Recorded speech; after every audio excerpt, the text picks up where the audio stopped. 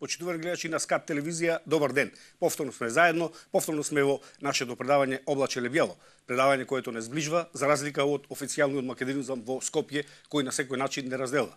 Но времињата се менуваат и македонизмот се полека влегува во еден ќорсокак, без излез, па така, незиниот главен експонент, Груевски, мораше да распише предсрочни парламентарни избори при 63 депутати од 120 депутати во македонскиот парламент. Зашто е тоа така? И за сите овие проблеми во Македонија ќе зборуваме со еден човек што навистина ја знае Македонија многу убаво, но има и некое славно потекло од таму. Тоа е директорот на информационата агенција Фокус, господинот Красимир Узунов. Господин Узунов, добро ни дојдовте во студио. Се заварили. Се радам дека се чувствувате пријатно меѓу нас. Не, винаги съм се чувствал добре в тази телевизия, защото тя се стреми да запази българския характер на предаванията си. Затова и предаването Облачеле бяло е нещо, което е добро в българският телевизионен ефир. Важно е, че има такива предавания и дискусионното студио, което се получава обикновено тук, не само това предаване на СКАТ, примерно и предаването на Пламен Петров, сега няма да кажа, че е доцент, за да не се сърди, или професор, защото там много чувствителни на научните теми, но това са предавания, които поставят въпроси, за които си говорят обикновените българи. А што мислите за нивната идеја на овие редактори? Јас да зборувам на јазикот од западните наречја, а вие да зборувате на стандардниот български. Когато Константин Миладинов пише Тъга за юг, просто като бил в Москва 1858 година, той е написал Орелски Кириле как да си метнех над родни стърни и аз да прелетнех родни си места и аз да си видам, да видам Струга Охрид да видам. На същия диалект говори Райко Жинзифов.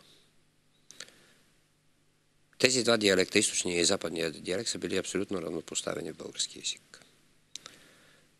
Това обаче веднага правим на скоба, няма нищо общо с съвременния книжовен македонски език. Няма да забравя, в Охрид стоим и си говорим. Една приятна битулска фамилия, която казва защо български език е толкова неблагодарен и не се развива. Казвам защо.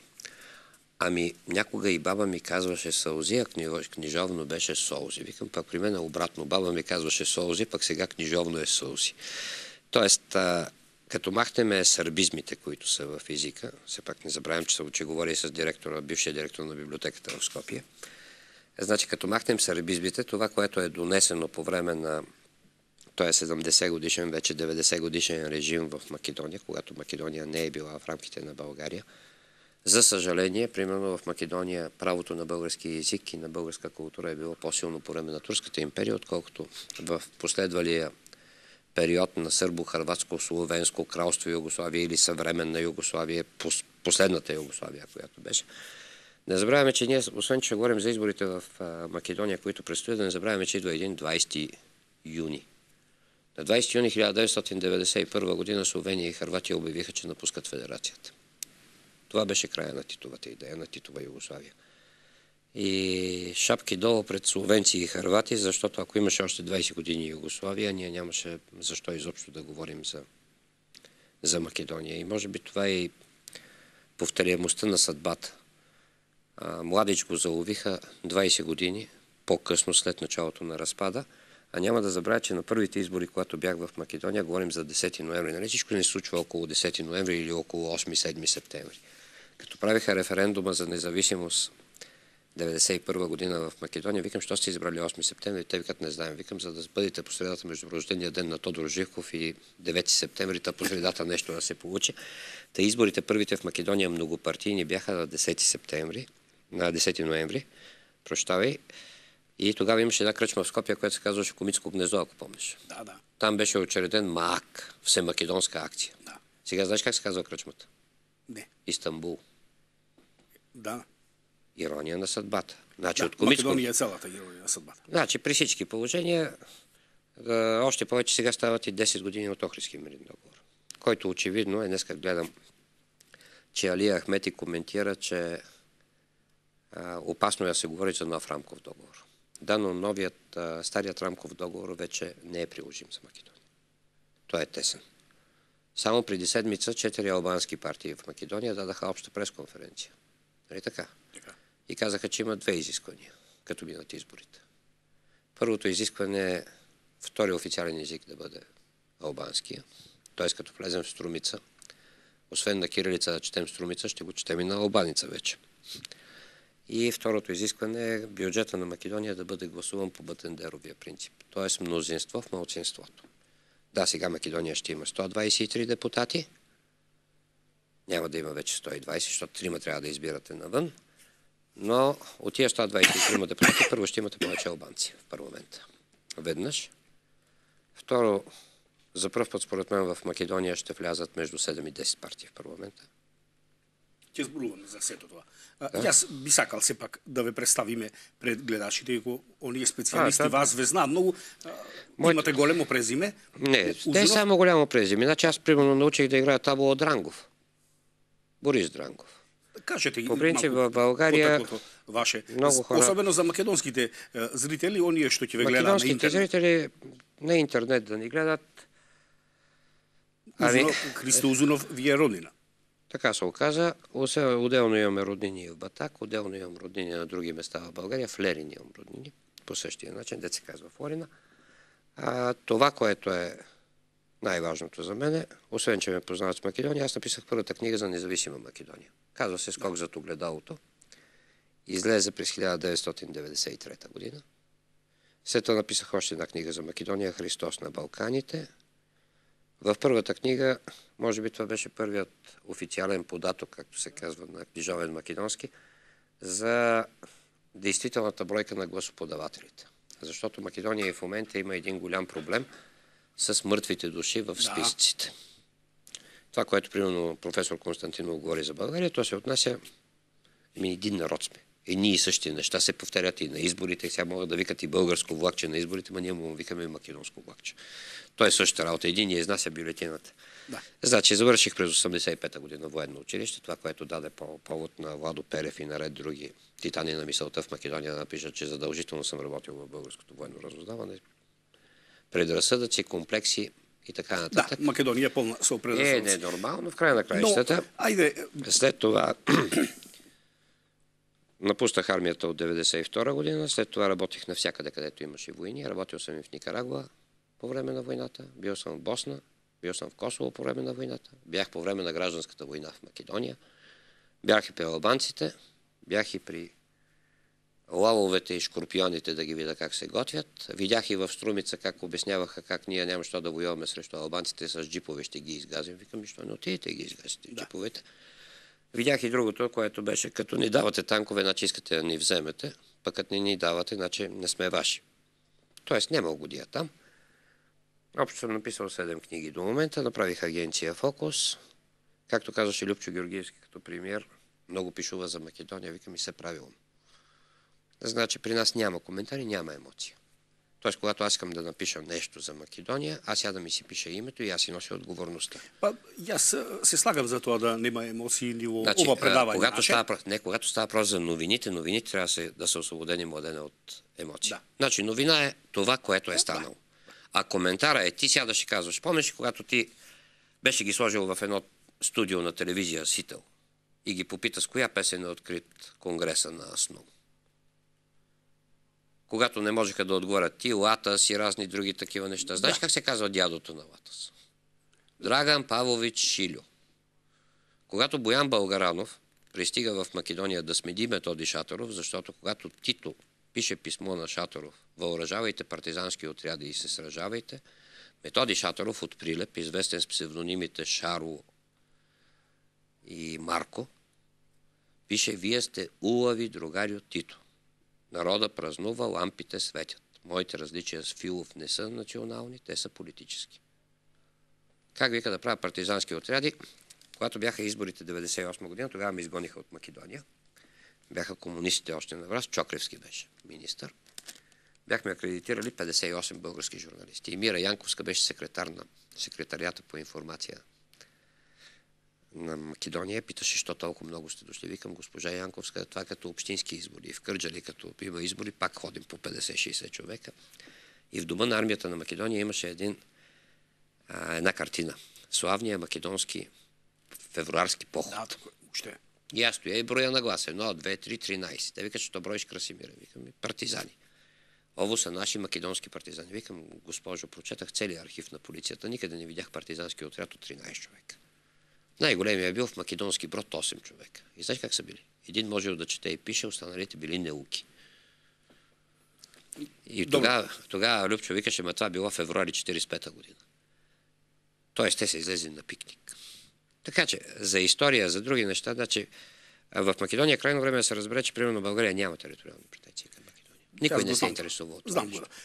Ке зборуваме, вие многу ми задовте од материјалот, што сакав полека да ви не знаеме какъв е материјал, то затова е интересно предаване, като не знаем. Јас би сакал да речеме дека еве и ова предавање, без емоции. Единствено што е опасно за тој македонизам не преструктурализиран е што можеме да зборуваме позитивно за Македонија од Българија. Затоа што 50 години... На нас ни е по-свободно да говорим. За тебе е по-проблемно да говориш. Да. Разбираш, защото ти взимаш автобуса, прибира се и трябва да живееш там. Точно. Значи, най-големия проблем на Македония е създаването на изкуствените неща. Джафери каза, Красимире, това е кризата на идентичността. Отивам му на гости веднъж, точно по време на войната 2001 година. Отивам в Тетово, на 3 март беше. 2 дена по-късно е Тетовско теке и Калето горе да се барикадира. Сокол го вика и да започнат война, Красимире ке изгубят. Викам, защо, бе? Той вика, за да водиш война, трябва да имаш патриотизъм. Като не знаеш коя ти е патрията, как да имаш патриотизъм. Значи, кризата на идентичността има една кръчма Скопски мерак в Скопие. Ето, вътре като влезеш, патриотизъм отсекате. Македония малката е до Щъркило гнездо на язовир Искър, а големата е до Ганг. Значи, иначе като седнеш едни песни, но има една песен на Кръсте Поп Стефанов, известен като Поп Стефания, народе македонски са какви идеи си ти. Това е истината. След като нямаш, значи в Македония се внушава и Груевски много успешно го работи това нещо. Днеска в Дневник имате един текст, който казва, че щом Груевски започва да не се занимава с политиката, с опонентите си, това вече е страшно. Сега мога да ти кажа, че лично според мен, като съм се занимавал с избори в Македония от 90-та година насам, Демократичният съюз за интеграция плюс ВМРО ДПМН няма да има 60 депутата. Няма да има. Аз мислям дека тя няма да формира ново правителство. Значи не, ново правителство може да се формира, но ново правителство според мен ще се формира най-малко 4 партии. Но двете са албански. Да. Защото ти вече имаш 4 албански партии. Значи помниш колко пъти правих опит в Тетово, бивши политически затворници албанци, с които аз съм говорил, които казах, Красимире, политическите затвори на Югославия беха пълни с българи и албанци. Значи колко пъти те правиха опит да създадат други партии извън комплекса на УДБА. Няма защо да се крием. Както в България, примерно, политическите партии от 90-та година насам, на тях им бабувашаха службите за сигурност и то политическата полиция. Трудно може да си представим, че, примерно, военно разузнаване или някаква разузнавателна служба ще прави тя партии. Тоест, УДБА и КОС в Македония до голяма степен дирижираха политическия живот. Да, и денес ги дирижират тия работи. Ама то е логично. Значи, примерно, в Скопие беше Трета армейска област. Когато Трета армейска област се премести в център в Ниша, апартаментите на сръбските офицери останаха в Скопие. В Скопие остана цялата, по едно време в сръбското посолство в Скопие беше пълно с офицери от контраразузнаването, които са работили в Трета армейска област. Те си работеха с агентурата. Значи, тези хора, значи това няма да намери разрешение в близките 15-20 години, защото те са на ръководни постове.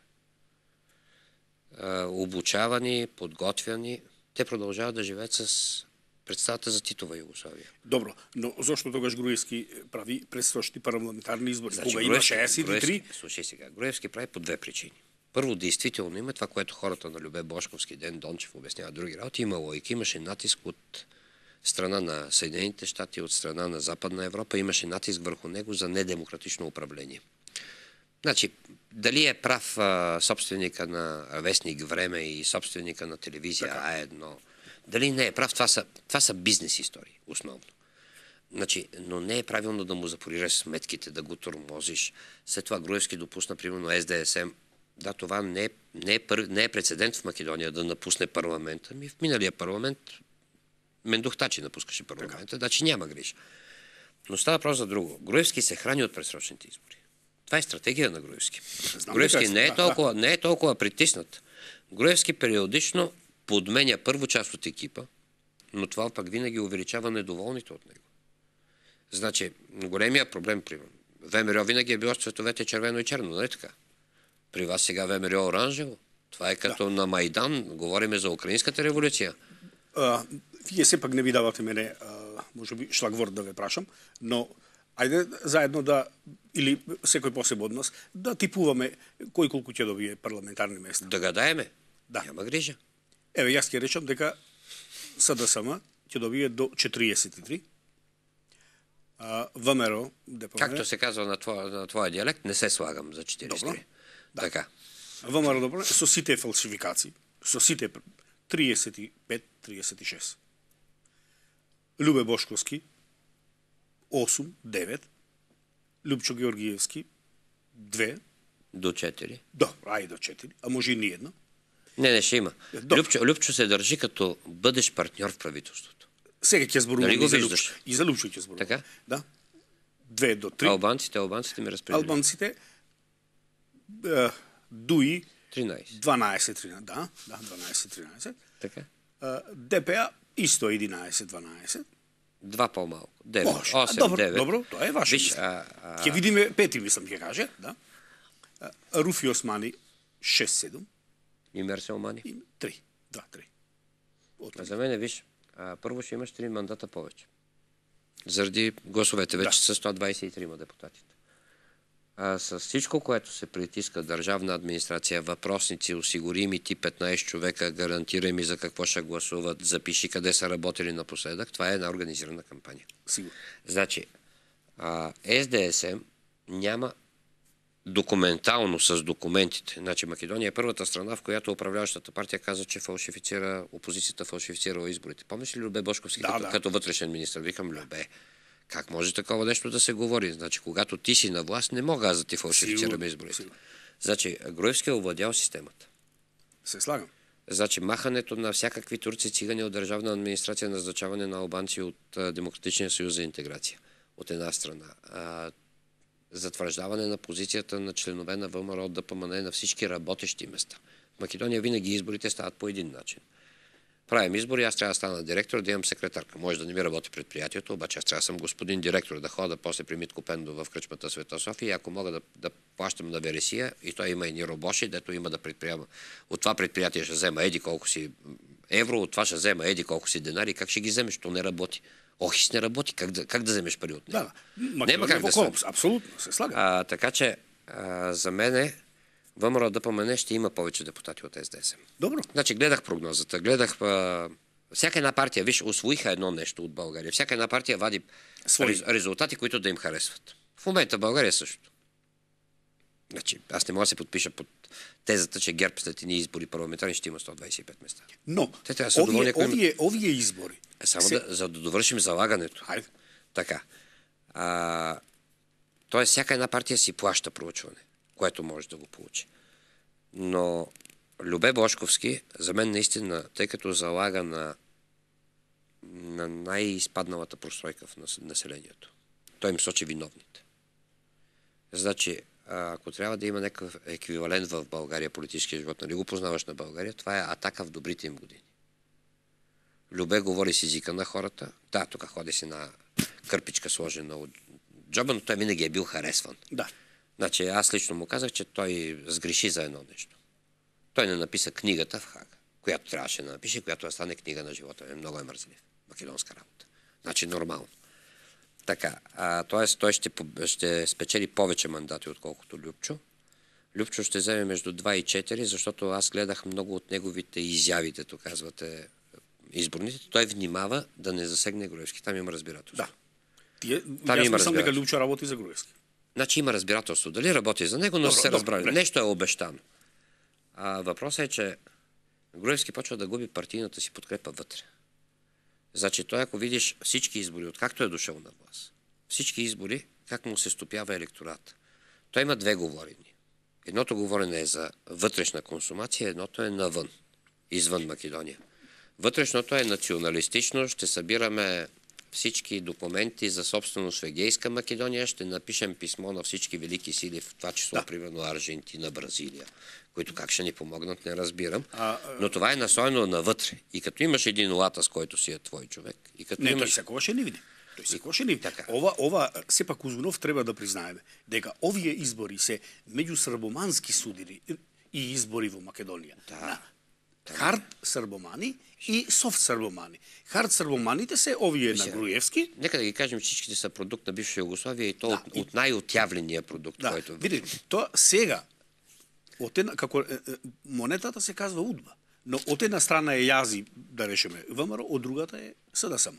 И сега само што ќе се сврти монетата на другата страна, на страна на СДСМ. Ще прекъсна. Знаеш ли, България е същата работа, ама виж. Къде е проблема? Проблема е, когато излезат водещите офицери, които дават сценария. Като ги няма, пешките почват да се губят на терена. Тоест, в Македония вече дойде време, когато тези, които режисираха събитията, вече ги няма. Се слагам, добро. Но Груевски е твърдо за Белград и за Москва, а СДСМ е кон Запад, кон Вашингтон. И пак не е еднотипно. Ако гледаш един Бучковски, да, категорично. Да. Но един Цървенковски и неговите, той не е. Да, той сака да тяри. Разбираш ли, както каза Младенов от Торонто, нали каза, защо не питате Цървенковски дали дядо му не е затворен за българска дейност в Николе? Да, точно, да.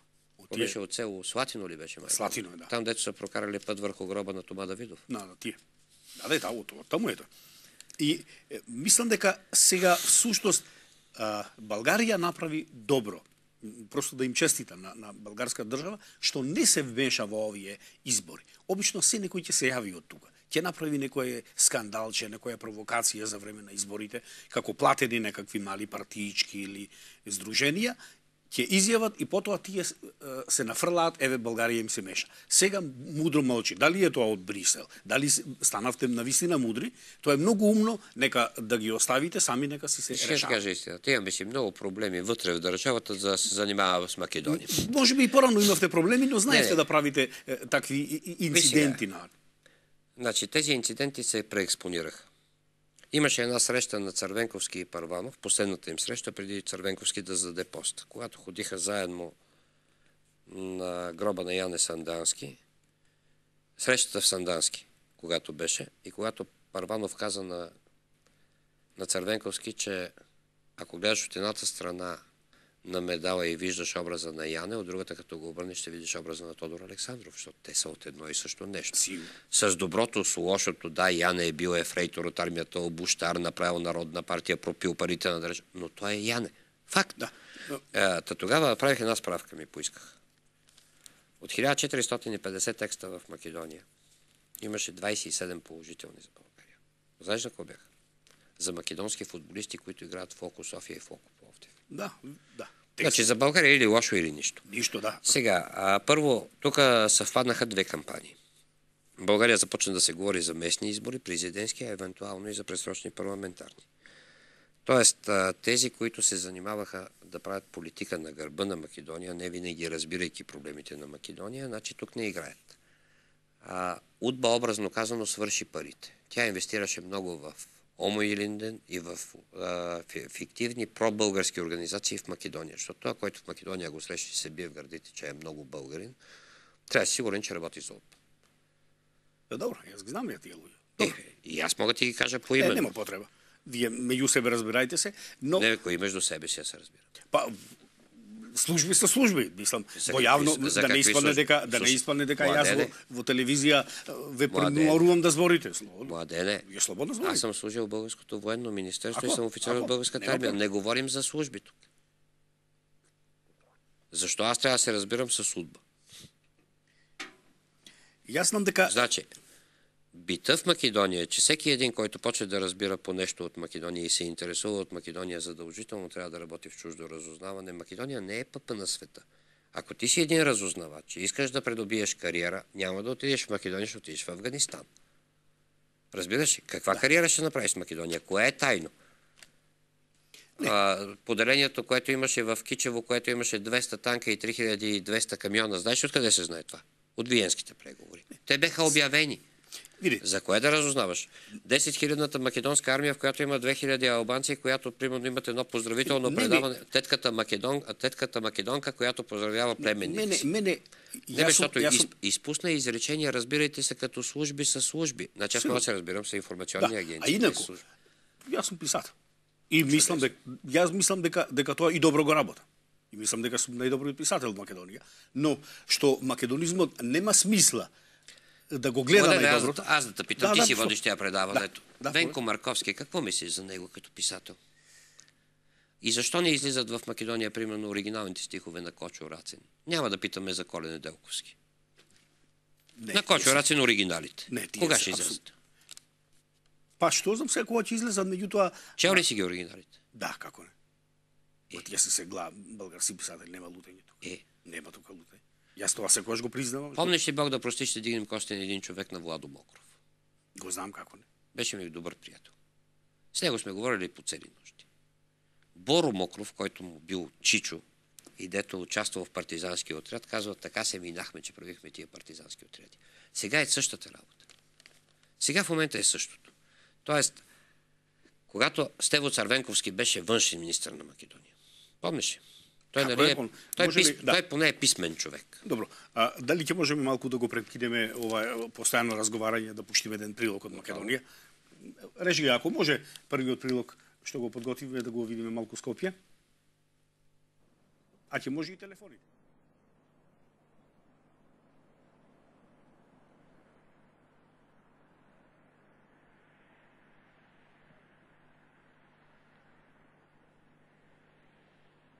Се наоѓаме на Скопското кале. Гледате целово Ископини, каде што слоевите на историјата сакаат да покажат како бил животот низ вековите на Скопје. Наоѓајќи се на оваа прекрасна панорама над Скопје, одовде од ова древно кале, можете да забележите како целиот центар е во едно огромно градилиште. Овде се строи деноноќно. Иако е Македонија можеби пред банкрот, иако е презадолжена, таа сепак сака да покаже дека во неја нешто се гради, особено на центарот, и тоа е единствената опција што ја нудеше владеачката партија што веќе 4 години е на власт. Народот дури гладува, дури секојдневно има штрајкови, дури секојдневно сите се жалат на повишување на лекови, на цените на животот. Овде постојано, еве, слушате како се строи. Целта е едно. Како може да се докаже дека ние сме антички народ, дека сме најстари на Балканот и токму таа опција, некоја ариевштина за покажување на македонската чиста раса, не прави смешни, неразбирливи за светот, но внатре се повеќе се обидуваме да се хомогенизираме. Груевски тоа засега не успева да го прави. Токму неговите скулптури, токму неговите проекти на плоштадот направи Скопје да биде и понатаму место на раздор кој и го опфаќа општеството на сите нивоа, и на религиозен, етнички, конфесионален план, но и на интелектуален. Македонија е поделена. Како ќе се движи, не знаеме, но засега можеме да кажеме дека Македонија нешто строи. Што ќе излезе од тоа? Дали Македонија повторно се строи од покривите наместо од темелите?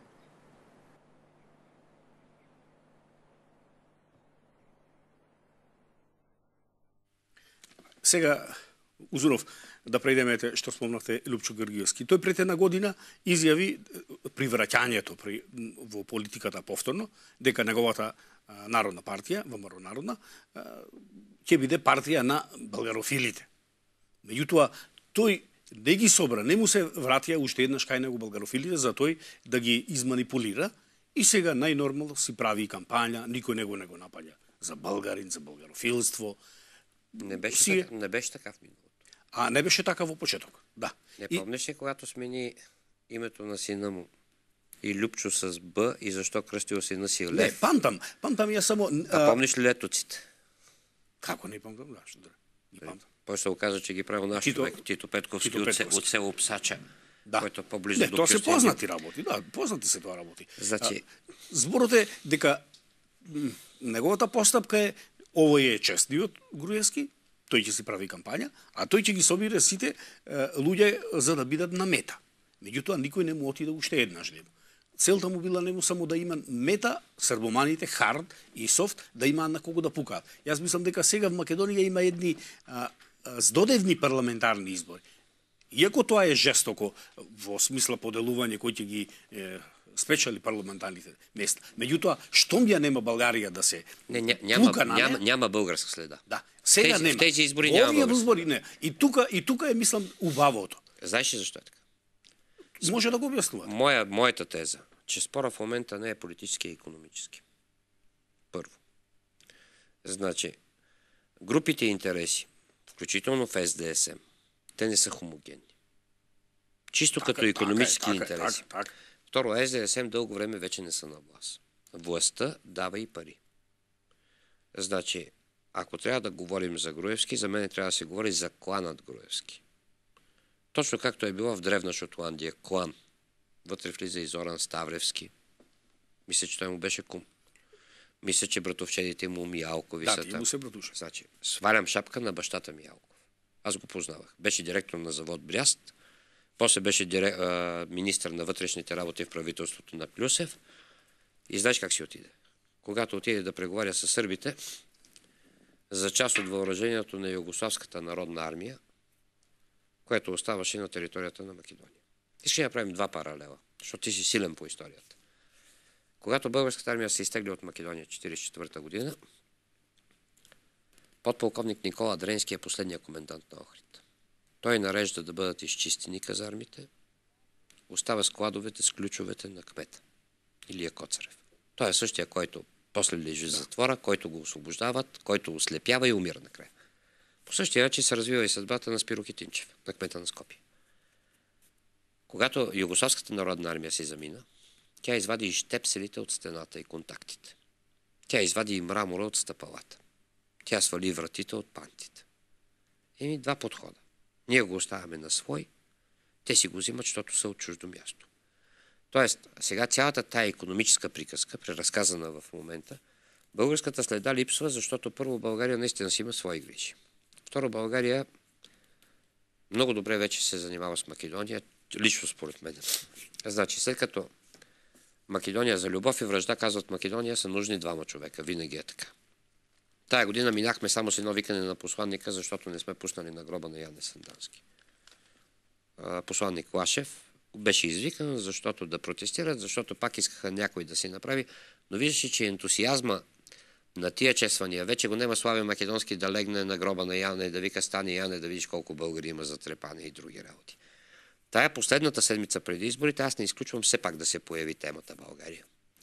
Но тая тема вече не може да бъде развита напълно. Просто противоречията между различните части от ВМРО, които се разпаднаха, разслоиха, тая група, която е на Груевски, тя няма идеологическа връзка с ВМРО. Едва ли там има хора, които, сигурно има хора, които не знаят какво означава абревиатурата на буквите. Сигурно. Разбираш? Да, како не знам. Значи, тогава тая младата генерация, която е много прагматична, която се интересува кой ще държи тютюневите фабрики в Прилеп, която се интересува кой ще държи, албанците викат Красимире, взеха ни всичко, взеха ни и черния бизнес. Вече не може да се прави бизнес. Значи, те се интересуват от икономическото управление на страната. Значи, ако Груевски беше изчакал до края на мандата, Груевски ще има още по-плачевни резултати. Да, според мен резултатите не си... Някъде там са между 39 и 43 са резултати. Няма значение сега. Окей, дали ще бъде с един депутат повече или по-малко, но 13 плюс 43 прави 57, примерно, или 56. Няма да можеш да имаш 62, за да направиш още повече и да го направиш 61 не е стабилно вече. При толкова много партии вътре. За мен пак големия печелив ще бъдат албанците. Те винаги печелят на изборите. Откакто направиха и втората партия, т.е. когато в началото беха ПДП, НДП, после НДП отпадна, на нейно място дойде 96-та година партията на Джафери. Много е интересно как ще преминат не само изборите, а и панелите, като говори за Любчо, зато ти го казвам, има среща, на която за пръв път ще се срещнат Джеймс Пардио или Джафери и Любчо. В един панел на 18, 19 и 20 юни има 10 години Охридски договор, една конференция, която се прави, сигурно ще правят в Охрид. И там ще срещнат за пръв път. Значи, Любчо е еволюирал, сега може еволюцията да е развитие, може всичко да е. Аз гледах негово изявление, че много съжалява за начина, по който се е отнесъл с американския посланник и с американското посолство като цяло. Добро, той тръгна по патот на Блаже Ристовски да го слуша, македонисти, да прави зидови в Македонија. И сега. Да. Него никой не го тераше да тръгне. Младене, свободен си, защото четеш. Помниш какво пише в Светото писание? Ще познаят истината и ще станат свободни. Това беше една от любимите фрази на баба Мария, дъщерята на Тодор Александров, светла и памет. Наистина ще познаят истината и ще станат свободни. Иначе няма как да се случи. Как да четеш, като в Македония тиража на една книга е 300 бройки? Вестника го четат 5 човека. Голяма работа, че ще извадиш в Дневник или в Утрински вестник социологическо проучване. Колко е тиража на вестника? 3-4 хиляди. Четат го по 3. Тук големия проблем е, искам да работя. Тоест, всеки един вод от 1991 година. Махаме първия, защото това беше ентусиазма на държавата. Помниш, че имаше 25 партии. Помниш, имаше една партия Народна, която била приемник на партията на Яне Сандански. Владко Стефановски се казваше. Той беше събрал пари от емиграцията от Торонтово. Насякъде беше метнал кандидати, 115 кандидата, нито един депутат. Разбираш ли, това беше... Политиката е начин за изчистване на ред пари, за изчистване на биографии в Македония. Не само в Македония, в променящите се държави от цяла Източна Европа. Но в Македония е много съчетано с това, че заради малкия размер на държавата, като махнеш албанския субстрат, който за мен е между 30 и 40% от населението, останалата част, остави гастарбайтери, работещи студенти в София, останалата част тя се познава. Там нямаш анонимност на политиката. Тоест, Бучковски влиза в Арачиново по време на войната и после всички разказват къде е бил Бучковски, как е бил облечен. Разбираш, там всичко се знае. Или Фръчковски, бившия министър, се развежда веднъж, жени се, студентката ударила на паркинга, еди кой си, пък отишъл Фръчковски и се скарал. Разбираш, там няма анонимност. Знам, аз Македония убава я знам. Нали е така? Така е. Ако това не е така, тогава ти не можеш... Тук не е борба на платформи и на идеологии вече. Тук е борба на взаимни връзки. И точно от тези остатъци, колко ВМРО-та имаше след разпада на ВМРО да помне в началото? Помниш ли ВМРО работническа? Което е. ВМРО Гоцеделчевска. Намерно тия се разпадна така, за да нема на кому да му се... Самото създаване на ВМРО, Любчо винаги ми се е сърдил за тая теза. Самото създаване на VOA беше бъбувано от Удба и Кос. По-добре да сложиш хора, които да ръководят и да насърчават една идея, отколкото да се яви истинско ВМРО, което да пита. Защо са отбити Баретъч Катрови от Прилеп? Защо е убит Гюзелев? Защо са убили петимата в Струми и така. И много, Струмишка петорка. Ти историята около Методий Антонов Ченто, който при целия фашизъм, който обвиняват България. Ти знаеш, че той е бил заточен в едно село Горски извор Хасковско. Нищо друго. Подписал се, че бил там. Като отишъл, нали, прави идеята за независима Македония, това, което ти си силен. Говорим за периода 45-та, 46-та, 47-та година, като го вкарват в затвора. И излиза от затвора. Освобождават го. Изпира една Варшава, имало такива автомобили. И се отваря вратата и вътре Лазо Колешевски и казва: другари Ченто, да ви закарам. Той се обръща и казва: другари Лазо, на вашата кола повече никога няма да се возя. И преди да умре в Прилеп, той се е препитавал с копаене на телеграфни стълбове. Сега мога да кръстим цял квартал в Скопие. Синджерлик да се казва Методий Чентов. Събрал синовете и казал: синове мои, ще дойде време, когато ще питат кой правеше беззаконията в Македония. Питайте Лазо. В момента продължават да управляват внуци, правнуци, други неща, зависимости. Служи сръбската връзка, служи Милорад Лукович, Легия. Но тие сепак со победувањето, како што ќе биде една нова влада, ново правителство, без Груевски, сепак ќе тргнат кон Брисел и на тој начин почнуваат оние реформи кои што 20 години се застанати во Македонија. Слушай, ще кажа едно. Помниш ли, когато изпратиха Прашалник? И какво го изпратиха? Пред 5 години. Цървенковски беше още. Да. Когато изпратих. И Шекерински. Изпратихме. И какво това? Те смятат, че като го изпратиш един въпрос, нека се свърши на работата. Първо, не съм оптимист, че ще стане правителство без Груевски. Казвам ти за моето мнение. Добро. За мен може би ще бъде Груевски, Любчо, 2 албански партии и още нещо за цвят. Примерно. Защото другия вариант е центъра да падне на така наречения ляв блок, защото не в Македония всичко обратно. Червеното бяха ВМРО от десните, пък синьото бяха СДСМ. Моля ти се, да сме нещо на друг крак. Значи страшна работа е. Както викаше Дрангов, хората мачка не взимат от Македония, разбираш, страшно е положението. Дрангов внук вече говори. Но тук въпросът е на кого ще падне тежестта на изборите. На лявото или на дясното. Въпреки че аз не мога да кажа, че класическа дясна партия е Груевски. Груевски е класическа популистка партия. Партия, която е много конформистка, която върви точно по принципа на интереса. Тоест, ти ако искаш да имаш работа, трябва да си член на ВМРО ДПМН. Трябва да осигуриш 15 гласа. Трябва да напишеш кои са от тях, кои са близките. Това е шпионование. В съвременен политически вариант. Но за мен каквото и правителство да дойде, Джафери е прав, вчера даваше едно интервю за Фокус за нас. Следващото правителство също няма да има визия как да бъде решен въпроса за спора за името. И аз мислам все пак дека ќе се помрна да работите кон Брисел. Към Брюксел, да. Или поне ще се декларира евроатлантическа ориентация. Дека ќе се мрна. Разбираш, но не изключва и това, че пак може да дойде влиянието от Сърбия с ареста на младичите. Сигурно. Защото Сърбия, ако не бяха казали, че няма да водят разговори с нея за евроинтеграция, ще ли да задържат Младич? Както се оказа, Младич не е бил нито на Атом, нито на манастира Свети Андрей в Черна гора, нито на Свети Никола, никъде. Той си е бил в Зренянин. Извинявай, този генерал през цялото време работил като строителен работник. Малко вероятно. Инаку во Македонија... Хърватите го направиха по-интелигентно. Те продадаха Антиготовина или той сключи договор. Во Македонија има во кафеани луѓе еден голем мајтап со години, дека Љубиша Георгиев си отиде в Белград во македонска амбасада за да го крие Младич во македонската амбасада. За да каже колку се србомани. И точно е дека овие тврди србомани нема да попуштат, но се во безизлез. Ви сега, в Македонија, примерно, имаше едно изследване српско, къде е най-голямата носталгия по Тито.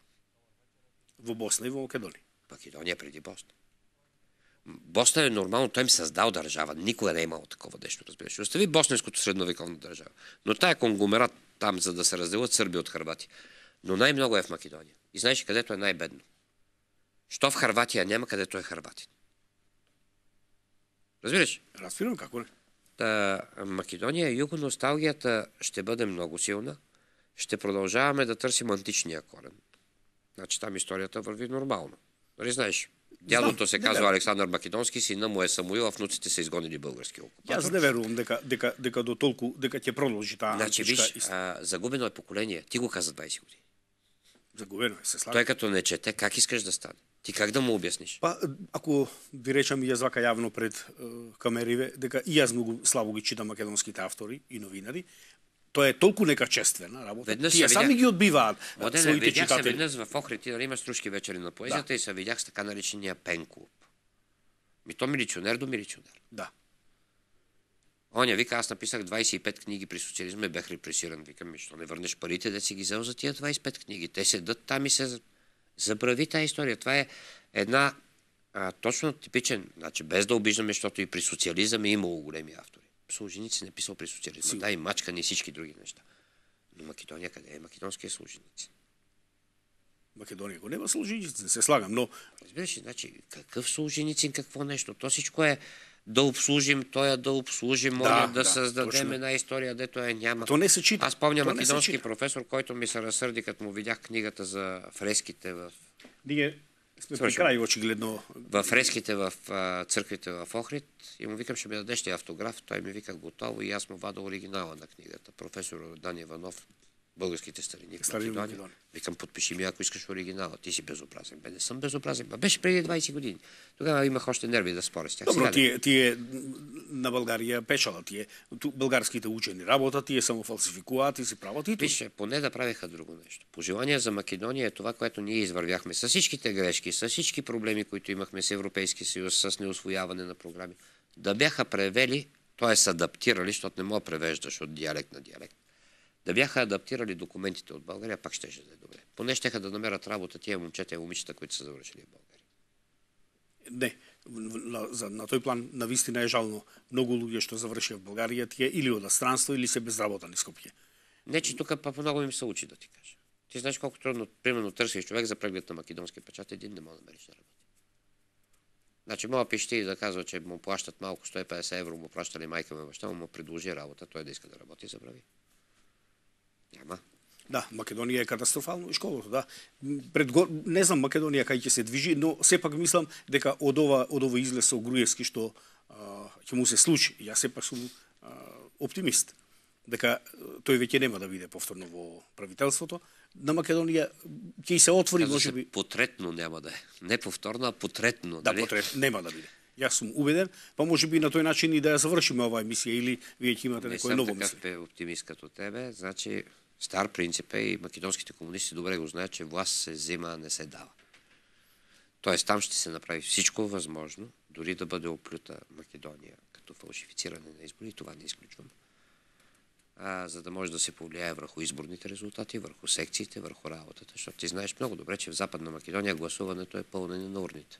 Пробива е Руфи Османи, новата партия, която се появи. Защото това е човек, който е минал през цялото стъргало на политиката и е бил изхвърлен и се е върнал. Надеждата идва оттам от албанците. Те имат яснота и те имат и визия за това, че визия за така е. Мора те са по-държавотворни в момента, отколкото македонските партии. Така, мора да е. Ете, да ја завршиме тогаш оваа емисија, што толку брзо помина ова време. Неусетно. За мене да, не знам, веројатно и вас ви беше пријатно. Почитувани гледачи, се надевам дека и вам ви беше пријатно да слушате за Македонија пред незините избори од еден човек што навистина ја познава Македонија од сите страни и од лицето и од опачината. Се надевам дека и пак ќе го имаме во нашето предавање. Со тоа ви посакувам пријатно попладне и се надевам во идната емисија, идното предавање дека ќе имаме вести, новини за ново правителство на Македонија. Пријатно.